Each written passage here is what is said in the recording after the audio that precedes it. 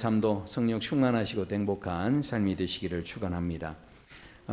그 많은 학자들이 인간의 삶을 연구하면서 발달 심리학을 이제 연구하는 그런 학자들이 인간의 생애에 대해서 여러 가지 주기적으로 여러 단계가 있다. 뭐 이렇게 이야기를 합니다.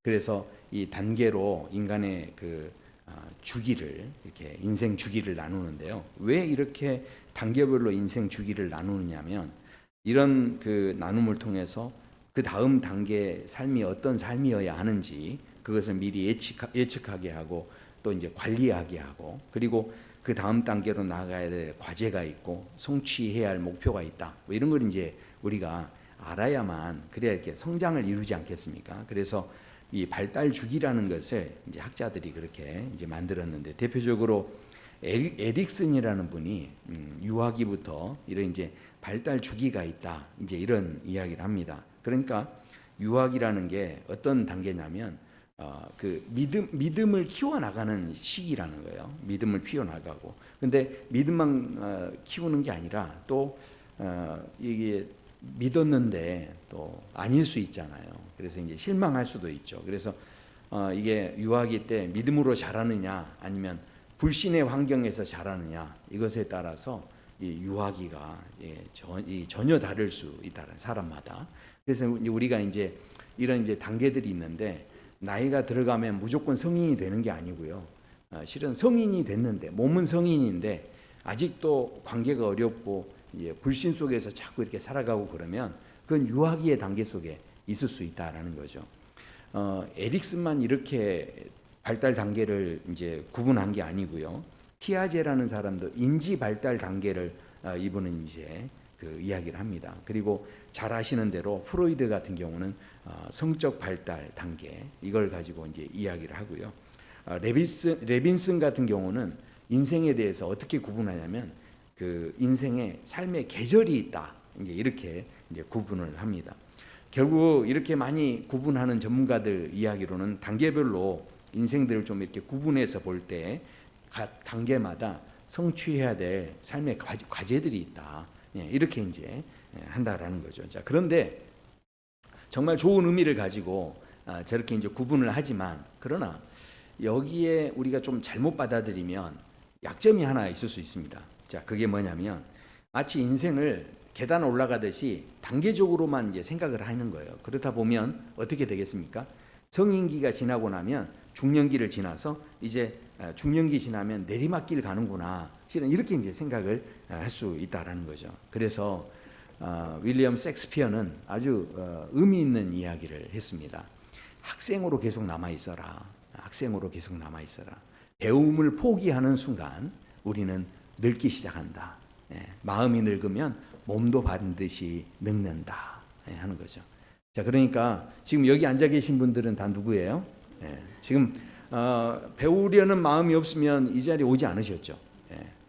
그러니까 여기 있는 분들은 다 어떤 분이세요? 다 젊으신 분들이신 거예요. 이게 노년기에 있는 분들이 아니시고 다 이렇게 성숙한 젊음의 그런 삶의 자리에 계신 거죠. 우리가 그래서요, 이 생애 주기를 가지고 이렇게 이제 인생을 구분을 하다 보니까 결국은 우리 마음속에 내 인생의 가장 빛나는 때는 언제였을까? 이런 생각을 우리는 자연스럽게 하게 되는 거죠. 우리 성도님들에게는 가장 빛나는 인생의 때가 언제셨습니까? 대부분요, 그 사람들이 언제를 가장 절정의 때, 인생의 가장 빛나는 시기로 보냐면 꽃다운 나이, 바로 40대로 20대를 이야기하죠. 20대. 자, 그래서 이 20대 나이를 가장 꽃다운 나이로 보는데, 실제로 체력이 이게 가장 좋을 때잖아요. 그러니까 이 시기를 보면 생물학적으로 절정기다. 그렇게 이야기를 합니다.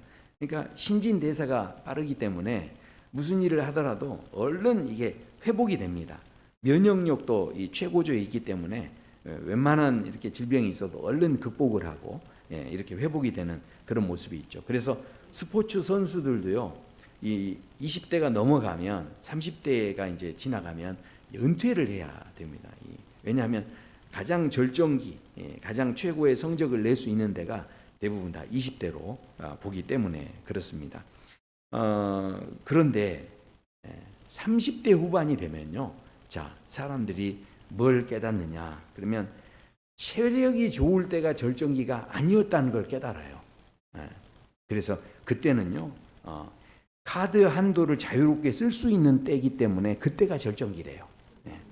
인생을 살아갈 때 이게 체력이 좋은 게 절정기가 아니고 내가 카드를 한도 없이 다 이렇게 쓸 수 있는 그런 때가 절정기다. 뭐 이렇게 생각을 한다는 거죠. 자, 그래서요, 이제 그게 중요하다 보니까 40대는 뭐겠습니까? 결국은 내가 사회적으로 어떤 지위나 전문성을 가지는 것, 그것이 바로 절정기가 되겠죠. 인생의 가장 절정기가 이제 그렇게 뭔가 안정적인 그런 어떤 사회적인 위치를 갖는 것, 이것을 절정기로 봅니다. 자, 그랬더니 50대에 있던 한 코미디언이 그렇게 이야기를 했대요. 뭐라고 했냐면, 사람들이 자꾸 물어본다는 거죠. 인생의 절정기가 언제입니까? 이렇게 묻는다는 거예요. 그러면 자기는 항상 대답을 한대요. 뭐라고 하냐면, 건강검진 결과가 모두 정상으로 나왔을 때입니다. 이렇게 한다는 거예요. 그러니까 돈이 아무리 많아도, 그리고 사회적으로 이뤄놓은 것을 내가 잘 이뤄놓고 일이 아무리 잘 풀려도 건강검진 거기에 고혈압, 당뇨 이런 결과가 나오면 이게 모든 게 실은 무너지는 것 같은 이제 이런 경험을 할 수밖에 없다라는 거죠. 자, 그러니까 이 생존적인 어떤 절정기다, 이렇게 우리가 구분해서 봅니다. 건강한 몸이 우리 인생에 빛나는 이 절정기의 기본 조건이 된다. 뭐 이런 이야기죠. 자, 그렇다면 우리가 오늘 본문에서 이제 보는 주인공이죠. 야곱이라는 사람. 이 야곱의 인생에는 그 인생이 어떤 시점이 가장 그 절정기에 이르는 그런 시기였을까 생각하게 됩니다. 근데 야곱의 삶을 보면요, 가장 특별한 게 그 형 에서의 장자권을 얻었을 때가 참 특별해 보입니다. 왜냐하면 이 둘째였던 서러움을 극복하고 첫째 형의 장자권을 어찌됐든 얻어내는데, 뭐 방법이 어찌됐든 어린 나이지만 얼마나 근성이 있고 얼마나 여기에 그 진념이 굉장히 강했죠. 그래서 야곱이 그 정도 어떤 열심히 있었던 모습, 그것이 바로 이 요셉의 인생 가운데 아주 특별한 그런 시점이었다. 우린 이렇게 봅니다. 두 번째로 보면 아버지 이삭의 축복을 받았을 때다라는 거죠. 비록 속임수였지만, 그러나 얼마나 갈망하는 마음이 있었으면 아버지한테 축복을 받아냈겠습니까? 요즘 같으면 아마 그래서 이런 상황을 가지고 처세술이 능했다, 이렇게 이제 이야기를 합니다. 그러나 이제 생각해야 하는 것은 야곱이 거짓말한 죄를 우리가 미화시킬 수는 없죠. 분명한 것, 잘못한 건 잘못한 겁니다. 자, 그런데 실은 이 시점에서 정말 중요한 게 하나님께서 일단 침묵하셨다는 거예요.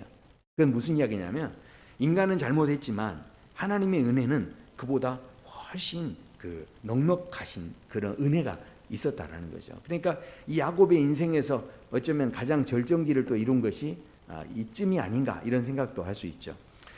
세 번째는 야복강에서 하나님과 씨름했을 때가 바로 야곱의 인생의 절정기였다, 이렇게 봅니다. 많은 신앙인들이 이 시점에 대해서 바로 야곱의 가장 중요한 시기는 이 시기였다, 이제 이런 이야기들을 합니다. 그러니까 이때 받았던 그 이름이 뭐였습니까?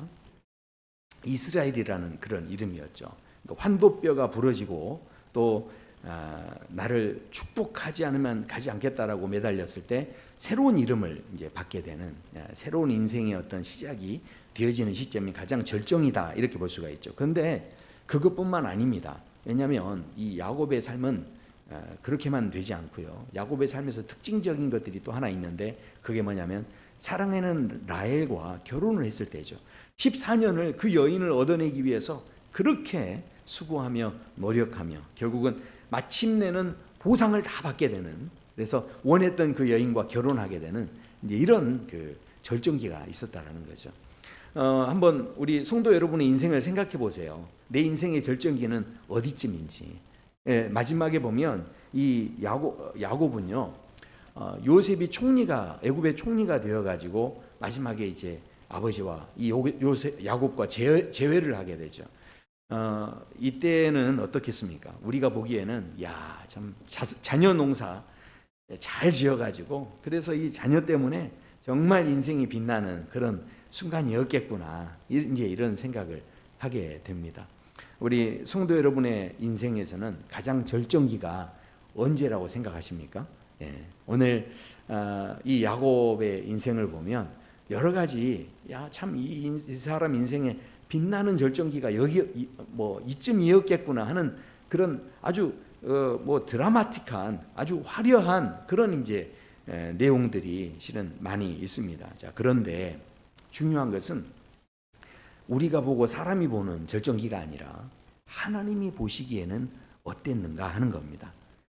이 야곱의 인생을 하나님께서 보실 때는 야곱의 인생의 가장 절정기는 어디였을까 하는 거죠. 근데 놀랍게도 그 절정기가 어디였다라고 하냐면 히브리서에서 이렇게 이야기합니다. 바로 야곱의 그 죽을 때, 야곱이 죽을 때 그때를 죄송합니다. 인생의 절정기라고 봤다라는 거죠. 굉장히 실은 특별합니다. 왜냐하면 지금 야곱이 죽을 때가 147세입니다. 그러니까 애굽에서 이미 17년을 살았는데 몸은 쇠약해져 있고 눈은 지금 굉장히 어두워져 있다라는 거죠. 그래서 창세기 48장에 보면 이 이스라엘의 눈이, 그러니까 야곱의 눈이 나이로 말미암아서 어두워서 보지 못하게 됐다, 이제 이렇게 표현을 합니다. 그러니까 뭔가 더 이상 약복강에서 씨름할 힘도 없는 거예요. 그러니까 지금 어떻습니까? 꿈꿀 기력도 없는 거고요. 아이고, 너무 힘들어서 뭐 전략을 세우고 뭔가 특별한 내가 대처를 하고 이런 그 능력도 실은 하나도 없는 이제 그런 때인 겁니다. 상상해 보십시오. 이런 죽을 때가 그렇게 우리가 보기에는 빛나 보이지는 않습니다. 자, 그런데 하나님께서는 여기에 굉장히 주목하고 계시고 이것이 바로 믿음으로 했다, 이런 표현들을 쓰시면서 이 야곱의 일생을 단 한마디로 이렇게 표현을 할 때 그 전 아까 말씀드린 그런 화려한 이야기들은 다 없애버리시고 딱 이 부분에만 지금 집중을 하고 계신다라는 것이죠. 자, 왜 이렇게 하셨느냐 하면 먼저 배경을 좀 살펴봐야 됩니다. 이 죽음의 자리에서 야곱이 무슨 선택을 하고 있는지. 왜냐하면 야곱이요, 이때 두 아들을 데리고, 그러니까 이 히브리서 이 말씀을 설명하는 배경이 창세기 48장인데 거기에 무슨 이야기가 나오냐면 이 요셉이 두 아들을 데리고 오는데 첫째가 누구냐면 므낫세입니다. 그리고 둘째가 에브라임이에요. 그래서 이제 아버지 야곱에게 축복해 달라고 이렇게 데리고 나왔더니 야곱이 데리고 나올 때 요셉이 일부러 큰 아이를 오른쪽으로 데려왔고요, 작은 아이를 왼쪽으로 데려왔습니다. 그런데 이렇게 이제 손을 들어 축복해 줘야 되는데, 그런데 갑자기 이 야곱이 손을 어긋맡겨서 이렇게 축복을 하는 거예요. 그러니까 이것을 보고 요셉이 깜짝 놀라서 아니 아버지, 예, 지금 정신 차려서요, 지금 잘못됐어요, 이렇게 하면서 아이가 바뀌었다고 이제 그렇게 이야기를 합니다. 깜짝 놀라서 이야기하죠. 그때 야곱이 아주 분명하게 이렇게 이야기를 합니다. 나도 안다, 내 아들아, 나도 안다.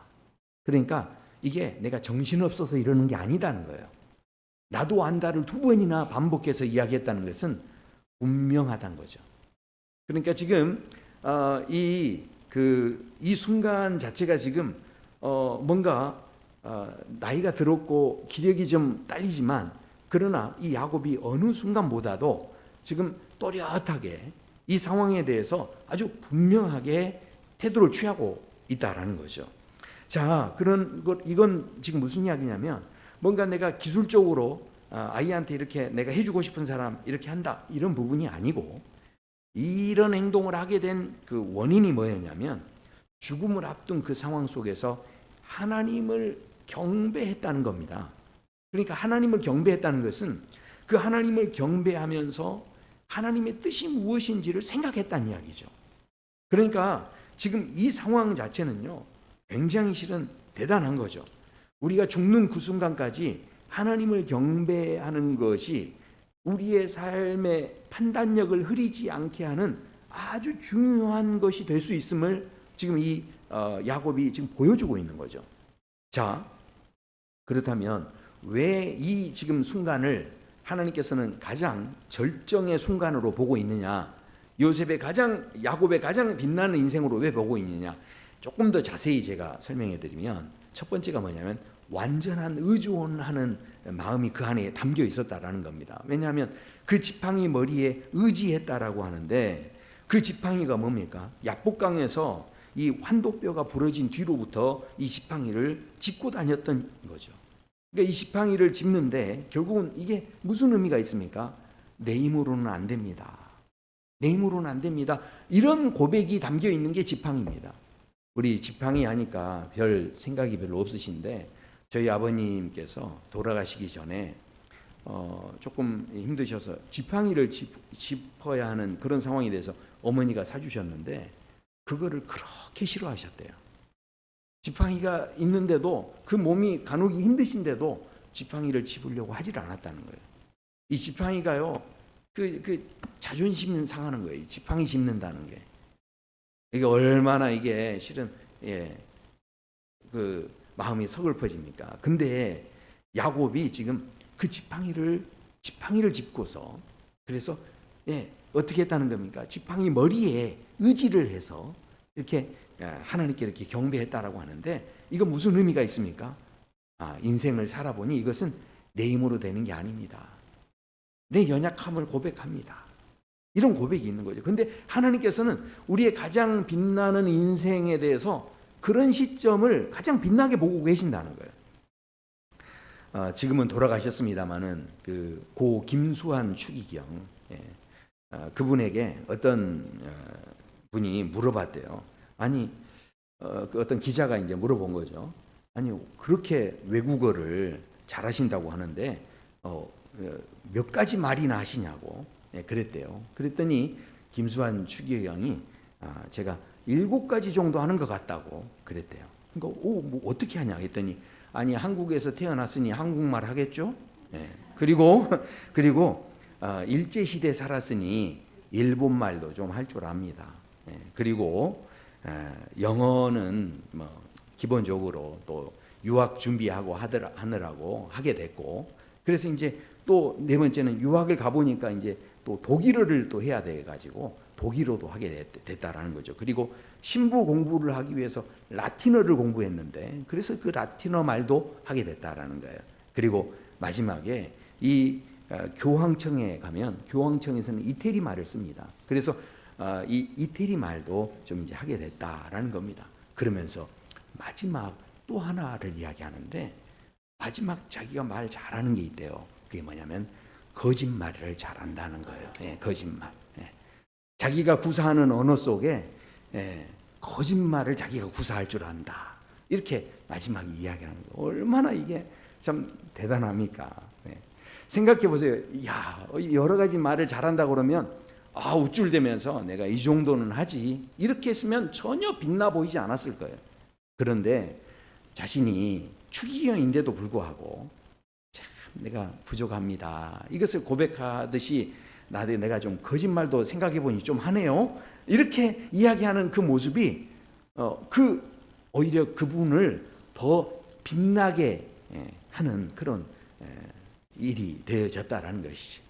우리가 뭔가 막 완벽하려고만 하면요 가까이 다가가기가 실은 어려울 수 있죠.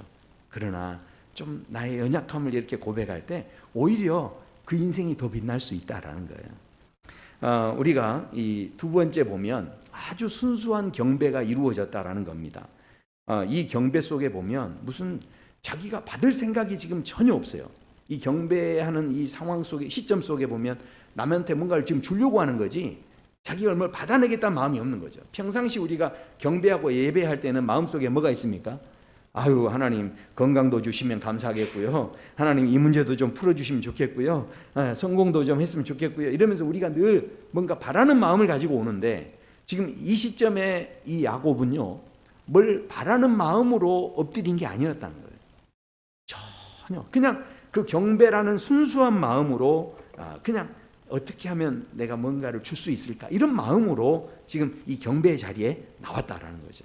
근데 하나님께서는 이 시점을 가장 빛나는 시점으로 보셨다라는 겁니다. 자, 그래서요, 이어지는 걸 보면 받는 자가 아니라 주는 자였죠. 야곱이라는 이름이 아니었고요, 속이는 자의 이름, 뺏는 자의 이름이 아니었고, 바로 이스라엘이라고 하는 새 이름을 받았다라는 겁니다.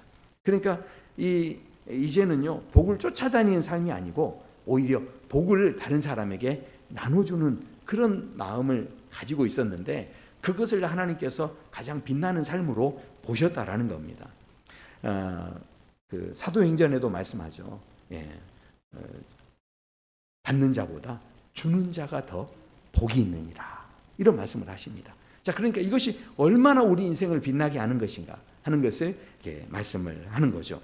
자, 마지막으로 보면 이 야곱이요, 하나님의 주권을 전적으로 신뢰하고 있음을 보게 됩니다. 왜냐하면 지금 손을 엇갈려서 이렇게 축복을 하는 것은 전적으로 이것을 하나님의, 그러니까 인간의 상식을 뛰어넘는 하나님의 축복을 지금 바라고 있는 건데, 히브리서 11장 1절의 시작을 보면 믿음은 바라는 것들의 실상이요 보이지 않는 것들의 증거다라고 했습니다. 그러니까 지금 이 야곱이 죽을 때 믿음으로 야곱은 죽을 때라고 돼 있어요. 그러니까 믿음으로 이 야곱이 끝까지 믿음을 지켰다라고 하는데, 이 믿음으로 뭘 봤다는 겁니까? 보이지 않는 세계를 봤다는 이야기죠. 기대했다는 이야기죠. 바로 하나님의 통치를 기대했다는 이야기입니다. 그러니까 내가 생각하는 복으로는, 우리가 생각하는 복으로는 장자가 축복을 받고 차자가 그 다음 복을 받고 뭐 이렇게 생각하는데, 그러나 하나님의 세계 속에서 하나님이 이루시고자 하는 뜻을 보고, 복이라는 건 인간이 주는 게 아니라 하나님이 주는 것이다, 여기에 대한 고백의 마음이 있었다라는 이야기죠. 자, 그래서 이때를 지금 가장 귀하게 보시는데, 생각해 보십시오. 그런데도 불구하고 우리 인간들은요, 언제가 가장 빛나는 순간이죠? 내가 막 강하고 힘이 있을 때 가장 빛난다고 생각해요. 그런데 실제로 성경에 보면 어떻습니까? 가나안 여인이 막 강하게 자기를 밀어붙이지 않았죠. 내가 예수님께서 개들이라는 비유를 하시는데도, 예, 맞습니다, 주님 말씀이 맞습니다, 제가 개와 마찬가지입니다, 그러나 개들도 주인의 상에서 떨어지는 부스러기는 먹지 않습니까? 하면서 자신의 연약함을 인정하고 나갔을 때, 이 가나안 여인을 가장 빛나는 인생으로 세워주신 게 누구냐면 예수님이세요. 예수님께서 뭐라고 해주십니까? 여자여, 내 믿음이 크도다. 그러니까 이 강하게 밀어붙인 게 아니었죠. 너무 연약하지만 뭐라고 무시하시든 그 무시를 다 수긍하고서 그렇게 나가서 인정하고 나갈 때, 그때 이 가나안 여인을, 믿음을, 가나안 여인의 인생에 아마 가장 빛나는 순간이었을 것 같습니다. 이런 은혜를 주셨다라는 거죠. 우리가 생각할 때요, 가장 빛나는 순간은요, 뭔가 가득히 채워졌을 때예요. 그때 빛나는 거죠. 자, 그러나 하나님께서는 어떻습니까? 오히려요, 이 과부가 2렙돈을 가지고서 자기 전 재산을 바쳤다라고 하는데, 거기에 대해서 예수님께서 뭐라고 하시냐면, 오히려 인생은요, 뭔가 가질 때가 아니라 내가 하나님 앞에서 이것을 비워냈을 때 그것이 어떻게 됐다는 겁니까? 누구보다도 가장 많이 넣었다라고 칭찬해 주시면서 그 과부의 인생을 가장 빛나게 해주신 게 바로 예수님이셨다라는 거죠. 자, 우리가 생각하는 빛나는 순간은 높은 자리에 갔을 때죠. 그러나 하나님이 생각하시는 빛나는 순간은 낮은 자리로 내려왔을 때예요. 그래서 삭개오가 주님 앞에 막 이렇게 주님을 보기 위해서 높은 자리로 갑니다. 그러나 예수님께서 말씀하시죠. 거기에서 내려와라. 그때 이 삭개오가 머뭇거리지 않고 내려가서 엎드리는데, 그때 내가 너희 집에 가겠다라고 하면서 함께 집으로 갑니다.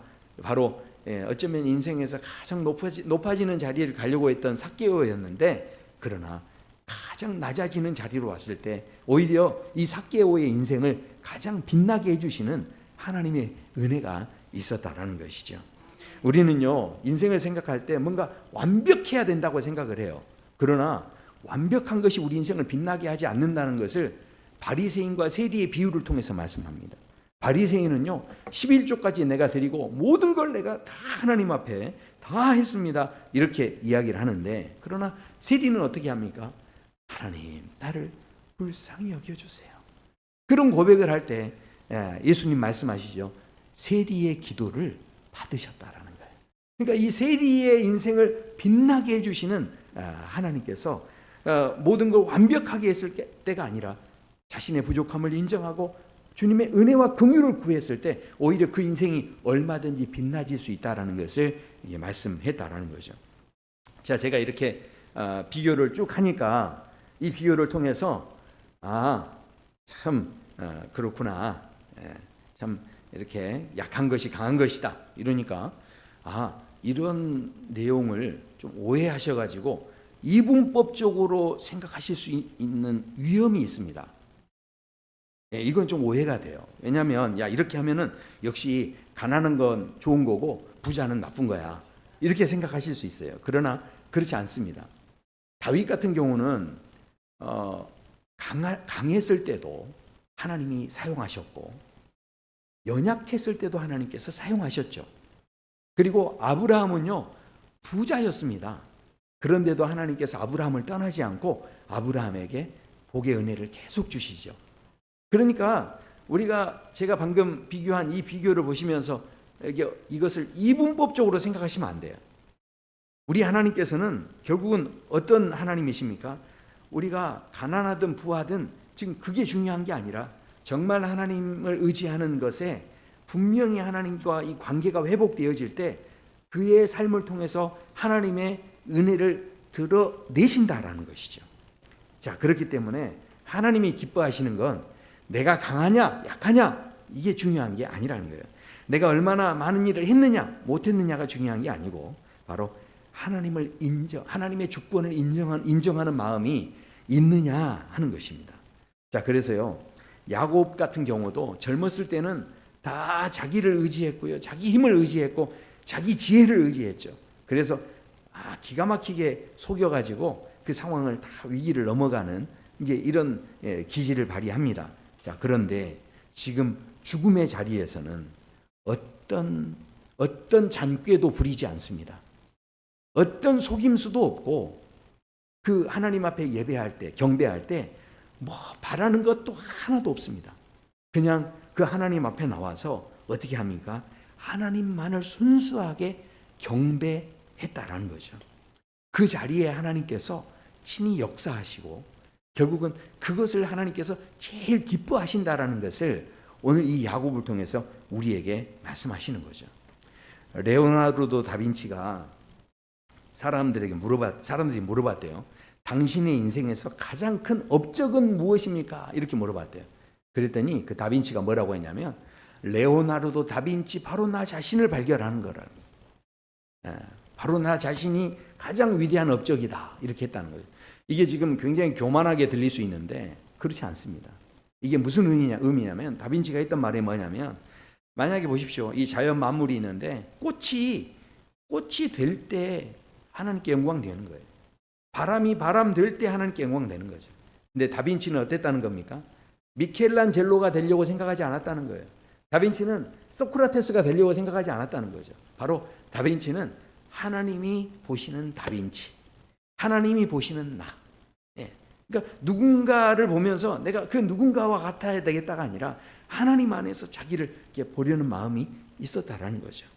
생각해 보십시오. 복을 그동안 그렇게 쫓아다녔던 야곱이 결국은 발견하게 된 게 뭡니까? 네가 지금 그렇게 쫓아다닐 사람이 아니라 너는 바로 이스라엘이다. 하나님께서 새 이름을 주시면서 너의 진짜 모습은 이거야. 이렇게 했을 때 이 야곱의 인생이 달라져 버린 거예요. 그러니까요, 우리가요, 지금 뭔가를 끊임없이 쫓아다니시는데 지금 그러다 보니 지금 피곤하신 거예요. 그러다 보니 졸린 거고요. 그러니까 생각해 보세요. 지금 뭔가에 미쳐서 쫓아다니는 거예요. 근데 그게 아니라는 거죠. 진짜 하나님 앞에서 나를 발견하면요, 그렇게 피곤하지 않아도 돼요. 그렇게 급급하지 않아도 되고요. 쫓아다니지 않아도 되는 거죠.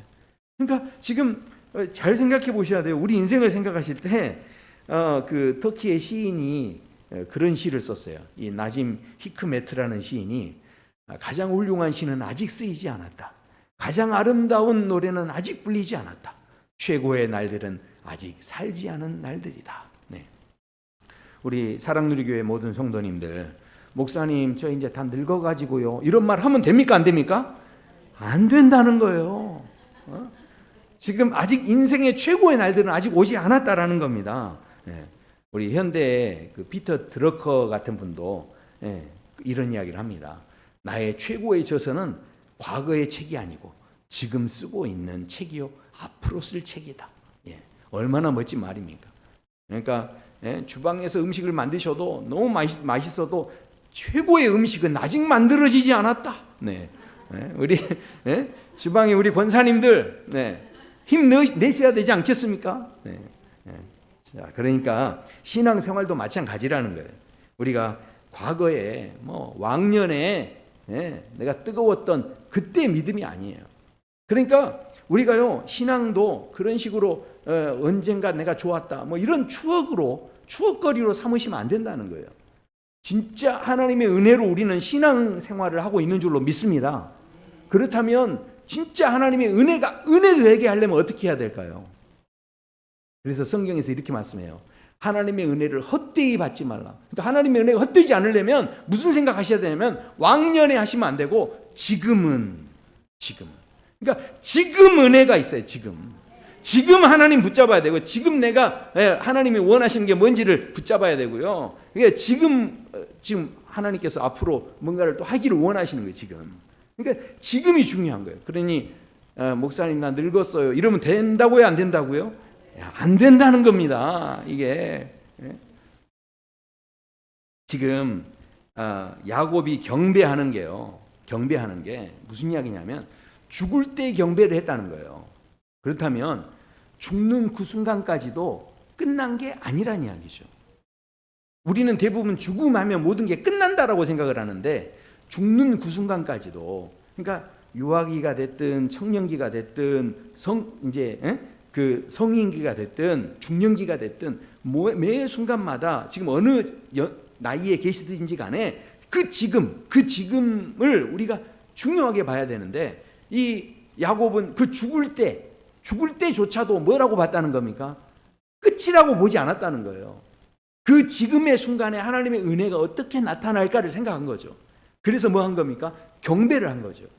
이 찬양이라는 뜻은요, 하나님을 이렇게 높여드린다 이런 의미가 있어요. 근데 경배의 뜻은 뭐냐면요, 자기를 낮추고 하나님의 뜻이 무엇인지를 내가 듣고서 그걸 가지고 내가 순종하겠다, 헌신하겠다 이런 의미가 들어있는 게 경배입니다. 그러니까 우리가 지금 예배 시간에 나와서 이 경배를 한다라는 것, 이 야곱이 지금 경배를 했다는 것은 하나님의 뜻을 이루는 일에 자기가 헌신하겠다는 마음이 담겨 있는 거예요. 자, 그러니까 보십시오. 우리가 이 야곱이 이렇게 경배했는데 이것은 아버지의 언약을 자기 때에서도 이것을 연결시키는 역할을 하는 거죠. 그래서 누구를 축복합니까? 이 다음 세대 자녀를 지금 축복하는 거죠. 죽을 때에, 모든 사람은 죽을 때가 끝이라고 생각하는데, 그러나 야곱은 그 순간이 가장 영광스러운 순간, 가장 이 시간이 모든 축복을 다 담아서 이 다음 세대에게 전할 수 있는 순간, 그러니까 인생의 가장 빛나는 순간을 언제로 봤냐면, 하나님께서는 이 야곱이 죽을 때를 봤는데, 야곱이 죽을 때 믿음을 가졌다는 거죠. 근데 그 믿음이 뭐였냐? 바로 이 아버지의 약속이, 언약이, 바로 아버지 때의 언약이 자녀 세대로 흐를 수 있는 것에 대해서 믿었다는 이야기죠. 결국은 이 믿음이 어떻게 됩니까? 바로 이 믿음으로 인해서 바로 이 모든 약속이 어디에게까지 이루어집니까? 예수 그리스도에게까지 이것이 이루어집니다. 예수님께서 인생을 사시면서 33년의 가장 절정기는 어디였을까요? 12살 때 성전에서 그렇게 똑똑하시니까 영재 모임에 가셔가지고 그때가 정말 빛나는 순간이었을까요? 물론 그럴 수 있죠. 그러나 생각해 보십시오. 30세에 세례를 받고 공생의 사역을 시작할 때도 얼마나 영광스러워요. 너무 영광스러울 수 있죠. 하늘에서 하늘 문이 열리고 하늘에서 소리가 들려질 정도였으니까. 변화산에서 변화되어지고 오병이의 기적을 또 베풀어 주시고 여러 가지 예수님의 영광스러운 일들이 있을 수 있는데, 그런데 가장 영광스럽고 빛나는 때는 언제였냐면 예수님께서 죽으실 때 십자가에서 다 이루었다라고 고백하시는 그 시점이 예수님에겐 가장 영광스러운 순간이었다는 거죠. 왜냐하면 다 이루었다는 거예요. 무슨 이야기입니까? 죽음이 끝이 아니라는 이야기입니다. 그 십자가 사건을 통해서 우리에게 알려주시는 게 뭡니까? 그 십자가로 인해서 죽음이 끝이 아니다. 우리 모든 인생을 향해서 어떻게 보여주신 겁니까? 그 죽음 이후에 또 다른 하나님의 은혜가 시작되고 있음을 우리에게 보여주신 거죠. 하나님의 진짜 축복을 우리가 받을 수 있도록 바로 독생자 되신 예수 그리스도를 통하여서 우리에게 세상이 주지 못하는 진짜 복을 주시려는 그 놀라운 은혜, 다음 세대를 향한 그 마음으로 예수님께서 선포하신 거죠. 다 이루었다. 사랑하는 성도 여러분, 우리가 야곱의 147년 인생을 우리가 돌아볼 때 그 인생이 늘 복을 쫓아다니는 그런 삶이었습니다. 장자권을 받을 때도 그랬고요. 아버지에게 축복을 받을 때도 그랬습니다. 아름다운 아내를 얻을 때도요. 그렇게 뭔가를 받아내려고 그런 거죠. 많은 재산을 어떻게 됐든 긁어 모으는 그런 마음을 가졌던 야곱이었습니다. 항상 받으려는 마음이 있었죠. 자, 그런데 야곱이요. 바로 죽을 때 약복강 나루 이후에 이 지금 죽을 때 이 사건을 보면 바로 전혀 뭔가를 받으려는 마음이 없습니다. 오직 하나님께서 주신 것을 가지고 어떻게든 연결시켜주고 이 아브라함의 복이 내 자녀들에게도 이어지기를 원하고 내 손주들에게 이어지기 원하는, 그리고 하나님의 그 복을 어떻게든 나를 통해서 흘려보내게 하는. 자, 어떻게 이럴 수 있었을까요? 바로 아브라함이 하나님 앞에서 진짜 경배하는 모습이 있었다라는 거죠.